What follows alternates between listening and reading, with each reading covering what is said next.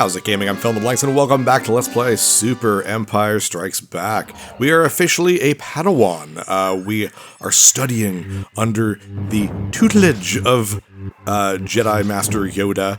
And by that he means, just play another level and get all the Force power-ups. Yeah, you pretty much find them all in this level if you haven't found them already. Again, I'd highly recommend just getting health and elevation before then anyways, just in case you do miss them. But I mean, deflection's also extremely good for the last fight with Vader. The rest are fine. We're never going to use them. They're just not really worth having. But basically, in this area over here, I'm just going to go down for save a little bit of my force power.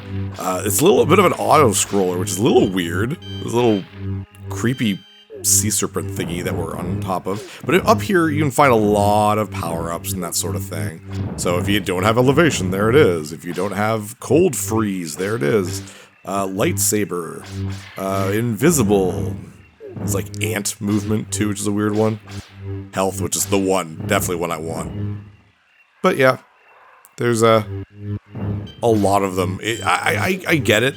You get Force abilities in Luke finally gets to use the Force, and I think in a video game it makes sense that you'd want to put in abilities and powers and stuff. Yeah, totally understand. It's just, you should probably make your game need them, or have little sections where he has to use certain ones, and not make them so that you have to find them. I find that so weird. So yeah, but whatever. It is always fun to just use elevation anyways. To be honest, this is like the second last level with Luke anyways, so it's not all that useful. But we are at a boss now. This freaking thing, no idea what it is. Don't think it's in the movie. I mean, I guess it could be that thing that, like, is in the swamp that you don't really get a good look at, but it's really creepy. It has these 5 little, I think like 2 of them are eyes. I don't know what the top thing is. It's like his nose or something. That's what you're kind of like attacking. And you don't get to attack its actual health until you take out all 5 of those things. They literally fall off. It's kind of gross. Obviously jumping over him is what you want to do because the mouth is what's going to hurt you alongside these little caterpillar things that it drops. So having the double jump with the saber just makes sense, obviously. Once you are able to damage it, it doesn't take too long to defeat.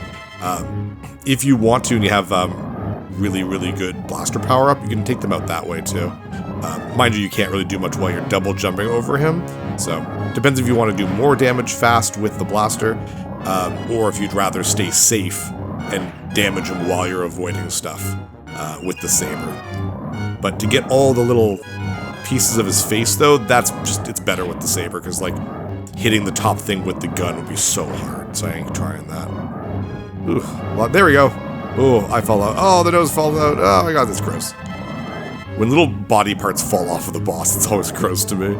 And come on, there we go. Now we can actually attack it by basically hitting it anywhere, so we just use the blaster. Takes down its health pretty quickly. The only problem is, again, you can't do a lot of like double jumping while shooting and that sort of thing. So, a little annoying, but we're doing very well. We have way more than enough health, so. Thankfully, we've been using our health force power, which is just super useful. If you're not going to use it for anything else, you just press X while health is selected, and you just basically get some health back. It's worth doing, so there we go. Oops, I forgot that you can get hit while the thing's exploding. Those caterpillars are killing me. Whoopsie doodles. There we go. We won't see Luke for a little while. Probably not again in this episode. Han, I thought you knew this Lando. That was a long time ago. I'm sure he's forgotten by now. Again, very out of context the movie. But yeah, we are now in Cloud City, and I think this is where the game gets really difficult. We are Han, again, looks like he's just like, I don't know what I'm doing here. Style and jacket, though. Han always knows how to dress, though. Like, look at him. That style can still be pulled off nowadays. Fantastic. Maybe not the high boots. I don't know. Maybe not that. Not sure. But yeah, Cloud City, I think, is when the game gets difficult. It doesn't help that you have Han, and later level you get Chewie. So you don't get, the lightsaber. You also don't get any healing. Down here, though, you won't die. You get a blaster power-up and a health power-up. And a shield. Nothing crazy that I needed, but, I've known about that secret, so I figured I'd share it, I guess. There are a lot of secret power-up location stuff. Most of them I do not know. Every time I see someone play this game, they always show off an area that I had no idea about.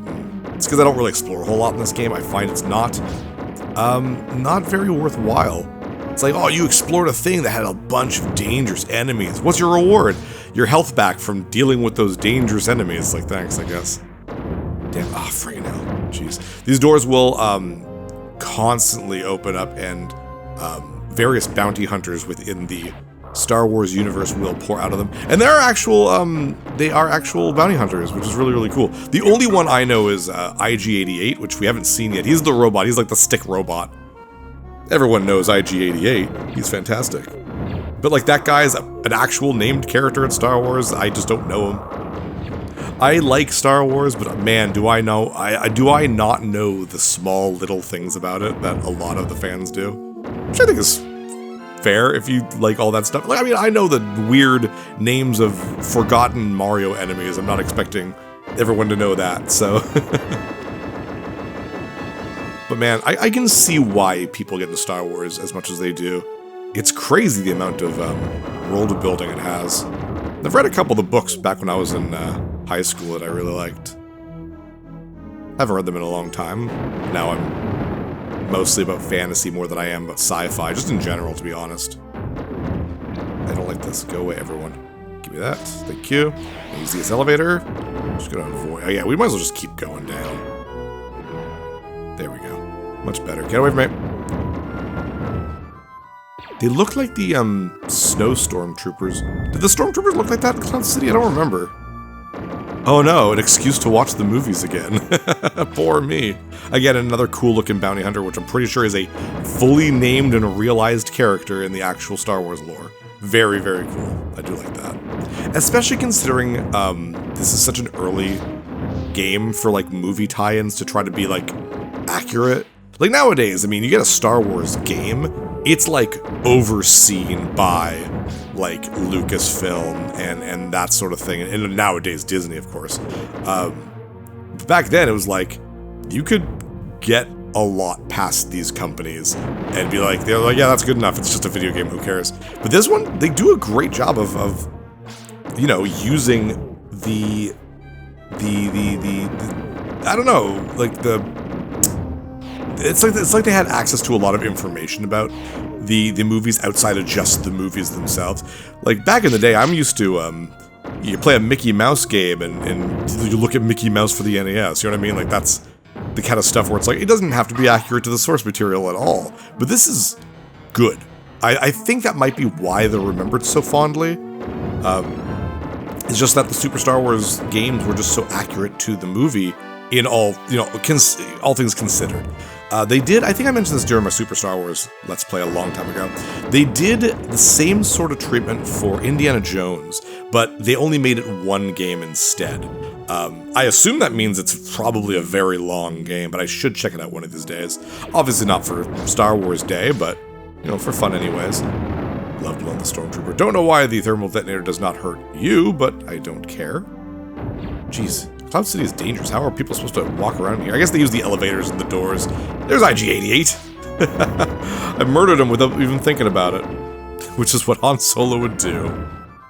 Oop, might as well get the shield. Ah, come on. Wasting the shield just waiting for an elevator. Now I'm so bad at this. There we go. Much better.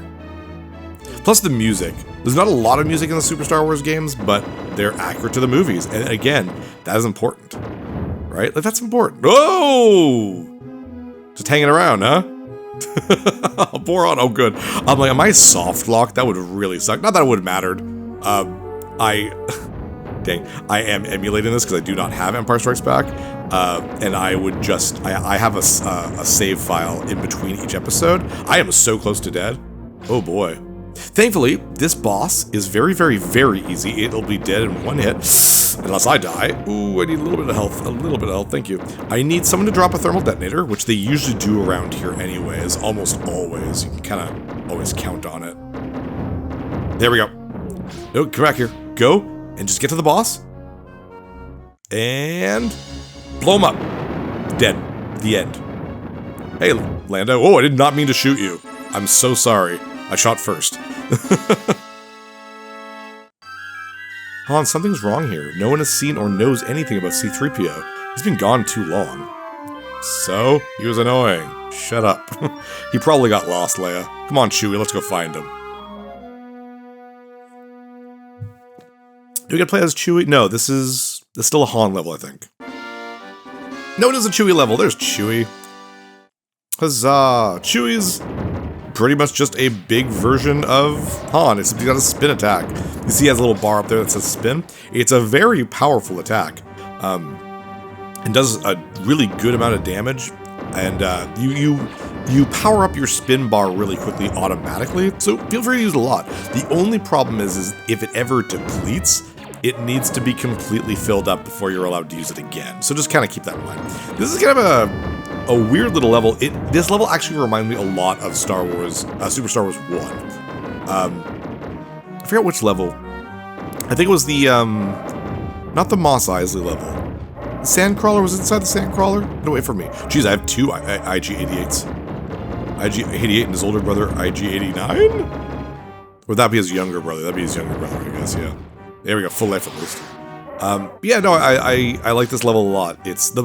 I'm glad it has a little bit of platforming, which means it's not just endless enemies, that sort of thing.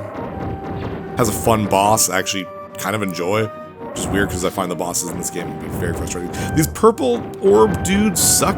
They will follow you relentlessly, and you can only damage them when they're opened up like that, but it is actually worth doing. It might be worth actually getting away from where they spawned, because if you destroy them right away, they actually just spawn again. Careful here. Do a big double jump. I lost so much. Where did my health go? Goodness gracious. I find one of the big problems with this game, and all the other Super Star Wars games, is that you're getting hit, and sometimes you're not even noticing it. Because there's not, like, there's pushback, but there's no blinking in your character. I guess there is a little bit there. The game proved me wrong there. But, like, it's not the same. It's hard to explain. It's a bit of a mushy feeling. So it's hard to tell if you're taking a lot of damage, and you're just getting kind of bounced around a little bit. Like in a Metroid game, you know you're getting hit. A Mario game, you know you're getting hit. A Zelda game, you know you're getting hit. In this, it's like, you look up, you're like, I guess I lost a bunch of health. I didn't notice it. Like here I'm getting shot by lasers. I know what's happening right now. Get to safe ground here. There we go. Do you guys give big hearts? No, you don't. Just little hearts. Better than nothing. Thermal detonator. No enemies around to use it on, but that's okay. Boo. We're doing very well, though. Like I said, the first episode, if you are not watching this in order for some reason, we are playing this on the easiest difficulty, simply because I find these games are just so brutal and unrelenting. And really the only difference is, I think you take a little bit less damage, and I think there's a little bit less enemies, and bosses have a lot less health. And that's really the only real difference. So it's still difficult, man. Like, we're so close to death. But I find with the normal difficulty, while I can beat it, there's a lot of deaths and a lot of, ooh, nice shot, a lot of game overs, and that's just, it ruins the flow of a Let's Play, so that's why I'm glad I'm doing it this way. Not that I mind, obviously, dying in a Let's Play. That's not the point. I like it when a Let's Play is, you know, gaining, it has momentum. Getting progress every episode. The last thing I want to do is, did I get that heart in the lava? Nice. I don't want to spend a bunch of time not getting anything done. On the left here, keep shooting. There's going to be a heart. Hopefully. To the top. Maybe. There we go.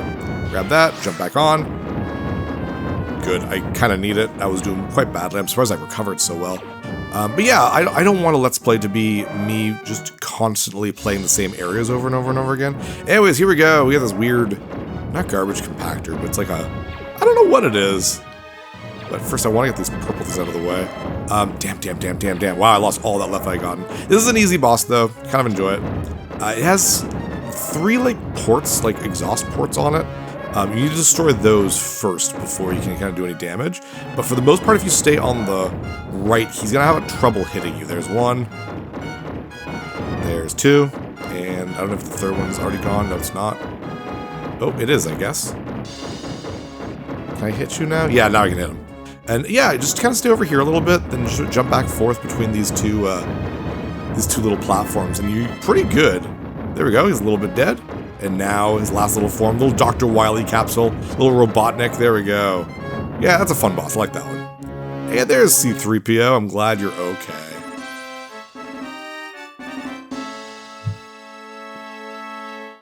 And yeah, just right back there. Now Han is taking his turn, and this is cool because this is very much an area in the movie. This look to it. Plus, those colors are always awesome. Blue and orange. You know, they work together on the color wheel. You do color theory, you know that. Blue and orange are great. This is I wouldn't say a difficult level, but not an easy level. It's got an incredibly easy boss, though. The good thing, too, is there's not a lot of pits in this level, so a lot of times you are free to just kind of jump down. Or if you miss a platform, it's not going to hurt you like crazy. But it's a somewhat lengthy level. Boom, boom, boom, boom, boom. Doing good. Watch out for these crane guys, they will grab you. Unlike the crane games at your local bowling alley, these are actually pretty good at grabbing. There we go. Question of the day. I'm gonna know the answer to this. What's your favorite Star Wars trilogy? We got the original trilogy, we got the prequel trilogy, we of course have the sequel trilogy. I think it's no surprise to most people out there that my favorite trilogy is the original trilogy. Though there are moments in the prequel trilogy I think are incredible. And even a moment or two in the sequel trilogy that I think is pretty good. I actually thought Force Awakens was fine. Everything goes downhill after that. That's just me. It's weird that you plan a trilogy without a real plan. Why would you do it? Why would you do that? I don't know if they're actually working on another trilogy. I know they're still working on Star Wars. Mandalorian and Grogu is set to come out to theaters in a few weeks or something? I don't know, I have not been paying attention to it. That's a great show. I really enjoyed the show. So, I don't know if it's going to be a theater movie for me and Kate. I think we actually got to watch the last season. I'm not sure. I have to double check. I might just watch it all again. I'm that type of guy. But other than that, I don't really know. Like, I'm not on the cutting edge of Star Wars, so I don't know what they're doing afterwards. I thought Rian Johnson was like set to make a trilogy, and I'm just like, after friggin' I don't even remember what it's called. Was it The Last Jedi? Why you'd trust him? I don't know.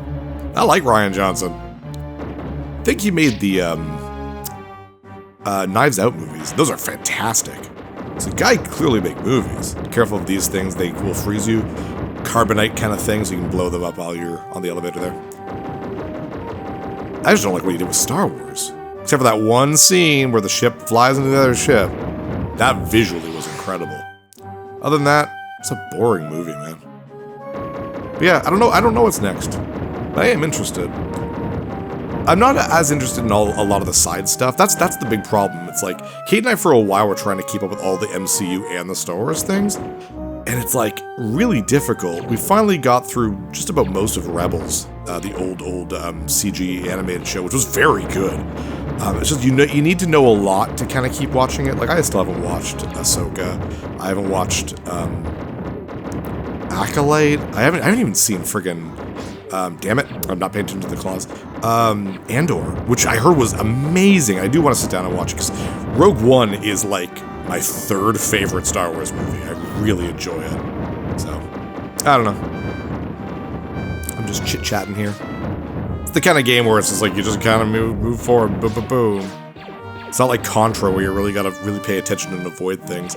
It's gonna cost you more life to try to play defensively in this game than it is to just kind of go crazy. I'm going the wrong way, I think.